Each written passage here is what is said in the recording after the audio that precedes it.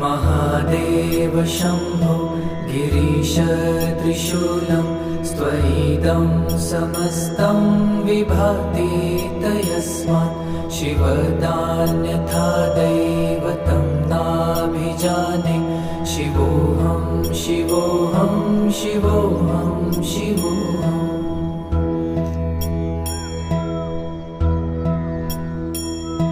यतो जयतेदं प्रपञ्चं विचित्रं स्थितिं याति यस्मिन्नेकान्तमन्ते सकर्मादिहीनं स्वयं ज्योतिरात्मा शिवोऽहं शिवोऽहं शिवोऽहं शिवोऽहम्